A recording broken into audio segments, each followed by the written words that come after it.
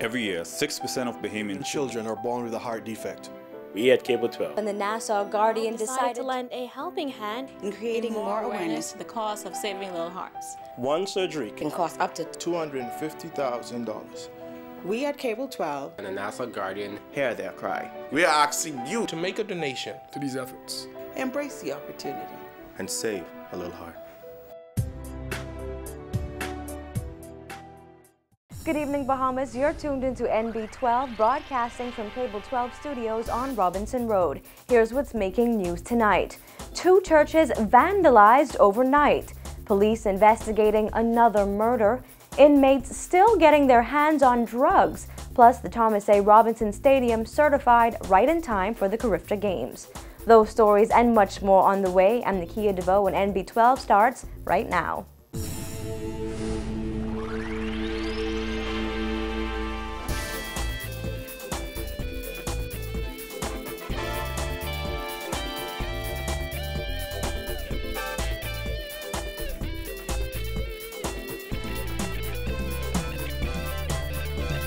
Thanks again for joining us here at NB12. A 26-year-old suspect is behind bars tonight after being arrested for sacrilege. The Lazaretto Road resident was arrested as he allegedly attempted to break into a church in Dignity Gardens off Carmichael Road early yesterday morning. Neighbors reportedly called police after the culprit allegedly broke into and vandalized another church next door. Vonnie Toot has the details.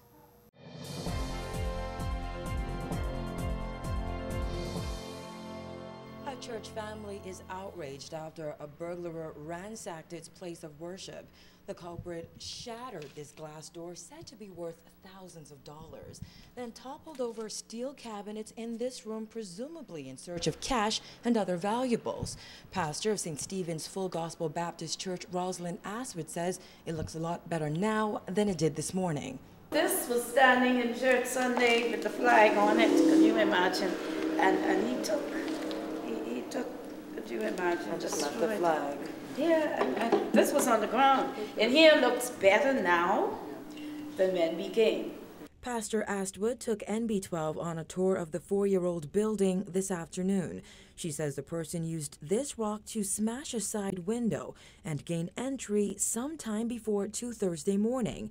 However, she didn't learn of the incident until more than 24 hours later.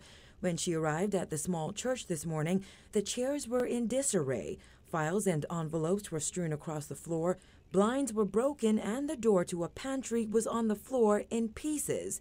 She says the sad thing is the door wasn't even locked. We have the lock there, but we never kept it locked. And what did this area store? We just store food in here. Luckily, she says, nothing seemed to be missing. But what hurt the pastor the most is how destructive the culprit was. You came in here, you came in illegally. That in itself was a violation. And to come and do the amount of destruction that we saw done, when we looked, we had a door that was totally destroyed, taken off the hinges and destroyed. We had a podium that we met on the floor. Pastor Astwood estimates it will cost between $6,000 and $8,000 to repair the damage.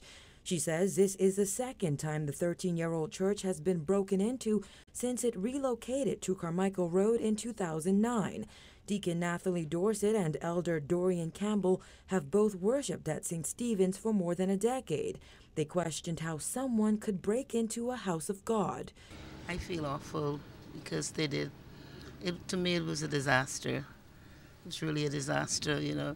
At least it gave us a whole lot of work to do, you know, and we wasn't really prepared for it. As a mother, you know, I feel awful because I want to know that I have a child who would, you know, disrespect the house of God to do something that I saw here to stay. After breaking into St. Stephen's, the suspect then made his way here over to Southside Christian Ministries International, which is right next door. That's where police officers arrested the 26-year-old man of Lazaretto Road. They say he had 2 outstanding criminal warrants. As people of God, we come to understand that we have to love the unlovable, because these are one of the things that could push people to a place where you become so annoyed, so angry, so bitter. Church members plan to spend the weekend cleaning up the mess the culprit left behind ahead of Sunday service. Reporting for NB12, I'm Vonique Toot. Police investigating another murder after they discovered a man's bullet-riddled body today. The man was found unresponsive outside a home on Apple Street off Wolf Road around 5 this morning. Investigators have no motive and are unsure of the circumstances. That's where you can come in. Officers are requesting the public's assistance in finding out who is responsible for this latest murder. If you have any information on the Apple Street murder, you're asked to call police at 919 or Crime Stoppers at 328-TIPS. Well, for several years now, the smuggling of illegal drugs into Her Majesty's prison has been an issue prison officials have had to consistently deal with. Now, recently released statistics show that a large percentage of inmates are drug users. Our Jasmine Bonamy breaks down those stats in this next report. Minister of National Security Dr. Bernard Nottage says the problem begins outside prison walls, even before inmates are sentenced by the courts. According to Dr. Nottage, the most recent compiled statistics reveal that 70% of new admissions to Her Majesty's prison enter the facility with drugs in their system. According to the Prisons Classification Board, close to 70% of prison admissions test positive for drugs when they are admitted to the prison. That is 7 out of every 10 persons admitted to the prison test positive for drugs of some kind. It must also be noted that close to 20%, that is 1 in 5, of sentenced admissions to our prison in 2012 were for drug-related offenses. So not only do we have the situation where those who are admitted are in the vast majority users or abusers of drugs, but 1 out of every 5 is admitted for a drug-related offense. Labeling the statistics as staggering, Nottage says it shows a direct correlation between illegal drugs and crime. In fact, he says the statistics also reveal that many of the 1,600 prisoners were sent to prison on drug-related charges. Dr. Nottage adds that the illegal contraband gets into the system a number of ways. Close to 3 out of 4 inmates upon intake have drugs in their system. Chronic drug users are more likely to be repeat offenders. Drugs enter the prison primarily via inmate ingenuity, complicit visitors, and corrupt staff.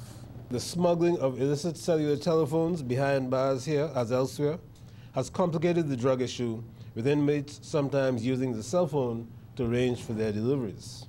Besides stopping the flow of illegal drugs, Nottage also noted that it's important to end the demand through rehabilitative programs in the prison. Reporting for NB12, I'm Jasmine Bonamy. Shortly after coming to office, Dr. Nottage highlighted the need to end prison overcrowding.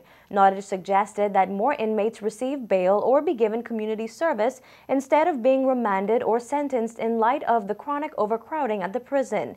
He added that though the government is working on the problem, there is no quick fix because it will require a lot of money and a lot of time. Speaking to the extent of the problem, Nottage said the daily population ranges on average between 1,400 inmates and 1,600 inmates, its highest point in years.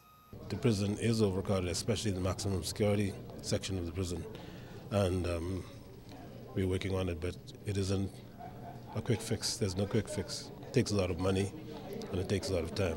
He also said some inmates on remand at the prison are spending more time behind bars than their actual prison sentences once finally convicted. This week, the prison's population has been higher than it's been for some time. Even higher than 6 months ago? Yeah. Well, it's really, generally speaking, it's about 1,500 people in here, between those who are sentenced and those who are on remand. Generally speaking, it's about 1,500. Sometimes it goes down to 1,400. Sometimes it goes up to the high 1,500s. It isn't 1,600 this week, but it wasn't far below it. There are currently around 1,600 inmates at Her Majesty's prison. Well, still to come on NB12, the Bahamas National Council for Disabilities says discrimination against the disabled must end.